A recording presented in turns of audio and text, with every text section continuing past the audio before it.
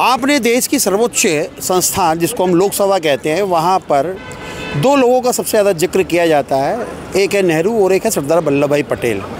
और हमेशा राजनीति जो है इनके इर्द गिर्द घूमती रहती है, लेकिन जब इनकी जयंती या इनका कोई बड़ा जब कार्यक्रम आता है तो दोनों ही पार्टियां कहीं ना कहीं इनके सम्मान में कमी नहीं छोड़ती है। अगर देश के प्रधानमंत्री नरेंद्र मोदी की अगर बात करें तो गुजरात के सरदार वल्लभ भाई पटेल की जो सबसे ऊंची मूर्ति बनाई है उसको लोग आज देश विदेश के लोग देखने आते हैं, यूनिटी ऑफ लिबर्टी के नाम से है वो।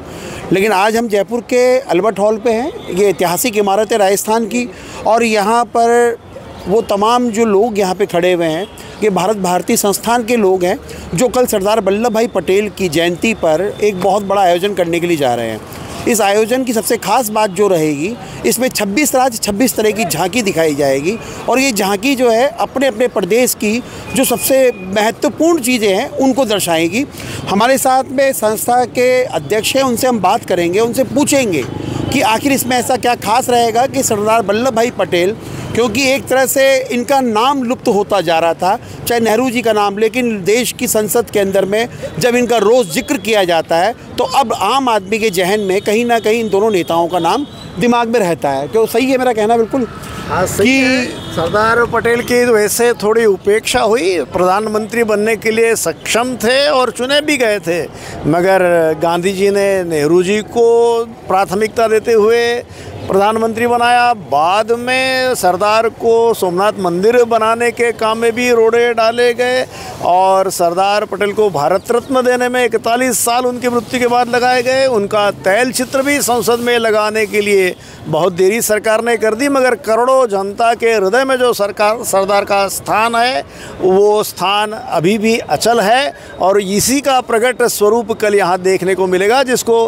प्रधानमंत्री भारत के एक भारत श्रेष्ठ भारत कहते हैं। वो पूरा भारत जयपुर में बसता है, वो यहाँ के सड़कों पर आपको एकत्र देखने को कल मिलेगा। क्योंकि सरदार वल्लभ भाई पटेल की अगर बात की जाए, क्योंकि आप साउथ इंडिया से आते हो, कई सालों से जयपुर में भी रह रहे हैं, क्या लगता है कि साउथ इंडिया में भी सरदार वल्लभ भाई पटेल को उतना ही याद किया जाता है जो आज जयपुर में किया जाता है? बिल्कुल बिल्कुल, इसमें कोई शक नहीं है कि मतलब आप हैदराबाद से जो निज़ामों को अलग करके अपने भारत के अंदर जोड़ा हुआ है इसके अंदर से, तो सारे साउथ इंडियन का जो लोग इसमें सरदार वल्लभ भाई को बहुत याद करते हैं। उनकी इसलिए 150 जयंती के अंदर सब शामिल होकर उनको श्रद्धांजलि देने के लिए हम प्रयास कर रहे हैं। हमारे साथ में जयपुर प्रांत के भी अध्यक्ष हैं, उनसे भी अब बात करेंगे।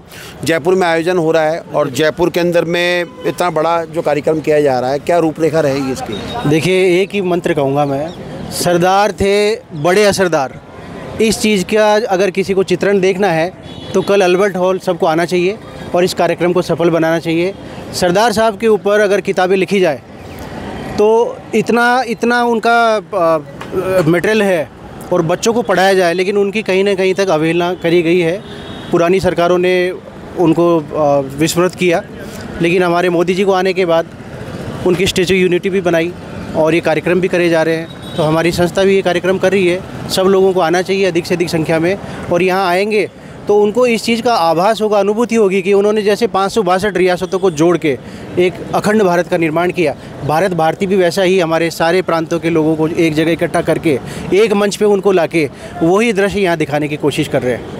अच्छा, उनकी आलोचनाएं बहुत की जाती थी, आज भी आलोचना की जाती है सरदार वल्लभ भाई पटेल की, तो क्या कारण है? ऐसा कुछ उनका कोई बुरा दौर भी था जिसके अंदर में जो विपक्ष आज उनको घेरने का प्रयास कर रहा है? ये राजनीतिक टिप्पणी मैं तो नहीं कर सकता। मैं तो इतना ही कहूँगा, जो सरदार जी ने कार्य किया है वो कोई नहीं कर सकता। इतने बड़े भारत को एक करना, 562 रियासतों को एक करना, ऐसे सरदार की अगर कोई उपेक्षा करता है तो मूर्ख कहलाएगा। ये होना नहीं चाहिए और होना भी आगे होगा भी नहीं, ऐसा लगता है मुझे, क्योंकि भारत भारती जो प्रयास कर रही है उसके कारण ये जो भाषाभाषी और ये सारे विवाद थे, हम उसको नष्ट करते हुए जो सरदार पटेल की एकता का मंत्र है, हम उस एकता के मंत्र को दोहराने वाले हैं, और उस एकता के मंत्र को दोहराते हुए पूरे भारत को एक भारत श्रेष्ठ भारत के रूप में हम प्रस्तुत करने वाले हैं। जिसके लिए हमने सरदार वल्लभ भाई पटेल की जो स्टैच्यू ऑफ यूनिटी है उसकी यहाँ प्रतिमूर्ति हम तैयार कर रहे हैं, हमें इस झांकी में शामिल की है। और झांकी में शामिल ही नहीं की तो सबसे बड़ी झांकी वही होने वाली है। उसके आगे पीछे पूर्व सैनिक परेड करने वाले हैं। तो इस प्रकार का दृश्य कहाँ देखने को मिलता है? यहाँ पे सारे अपने राज्यों के लोग अपनी अपनी वेशभूषा में आने वाले, अपनी अपनी वेशभूषा में आकर भी, अपनी वेशभूषा अलग होती हुई भी हम एक है, विविधता में एकता जिसे कहते हैं ना, वो विविधता में एकता पूरी यहाँ पर दर्शाने वाले। तो इसमें कोई दो राय नहीं है।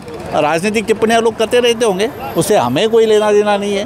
हमें तो अपने सरदार जी के साथ चलना है, सरदार जी की एकता दर्शानी है और उस एकता के साथ एक भारत श्रेष्ठ भारत का निर्माण करना है। अच्छा, क्योंकि हमारे साथ कुछ युवा भी है, युवा हो और युवा के साथ साथ अगर देखा है देश का भविष्य भी कह सकते हैं, क्या लगता है कि आज के टाइम पे जो राजनीति हो रही है सरदार वल्लभ भाई पटेल और नेहरू के ऊपर में कितनी उचित है? नहीं, किसी भी महापुरुष पे जो राजनीति होती है वो उसके ऊपर ध्यान नहीं देते हुए उनका जो जीवन था उस जीवन के ऊपर फोकस करें, उससे हम क्या ग्रहण कर सकते हैं। क्योंकि सरदार साहब का जीवन ऐसा है कि आपको पता होगा कि उनकी मृत्यु हुई तब उनका देश के नायब प्रधानमंत्री होने के बाद सिर्फ 262 रुपये का बैंक बैलेंस था। तो उनके जीवन के जो गुण हैं तो वो हमको लेने चाहिए, चाहे नेहरू जी हो या सरदार वल्लभ भाई पटेल हो। तो जो उनका जीवन जो देश के लिए जो किया है वही सब युवाओं के लिए प्रेरणा ले, तभी देश आगे बढ़ेगा, उनसे जीवन से सीखेगा, तभी हम देश को परम वैभव के शिखर पे पहुंचाएंगे और भारत विश्वगुरु बनेगा। बिल्कुल ठीक है। देखिए, आपने बिल्कुल साफ सुना कि आज की युवा पीढ़ी चाहती है, चाहे वो नेहरू हो चाहे वो सरदार वल्लभ भाई पटेल हो, उनके विचारों को कम से कम लेना चाहिए। और क्योंकि अगर इनके विचार लीजिएगा तो कि अगर उस समय की बात अगर की जाए तो उस समय क्या परिस्थितियाँ रही होगी, क्या वातावरण रहा होगा, क्या माहौल होगा और क्या राजनीतिक समीकरण होंगे, शायद उसको समझना मुश्किल है, ये भी कह सकते हैं। लेकिन आज के दौर के अंदर में जहाँ लौह पुरुष सरदार वल्लभ भाई पटेल की जयंती मनाई जा रही है और आज 26 राज्यों की 26 झांकियाँ इसमें सजाई जाएगी, जयपुर की 4 दीवारी के अंदर में इसे जोड़ा गया। इसकी झांकी की खास बात यह है कि प्रत्येक राज्य की प्रत्येक वेशभूषा के अंदर में यहाँ पर आम आदमी यहाँ पर उनकी यात्रा में भाग लेगा। Manoj Sharma, news watch India, Jaipur.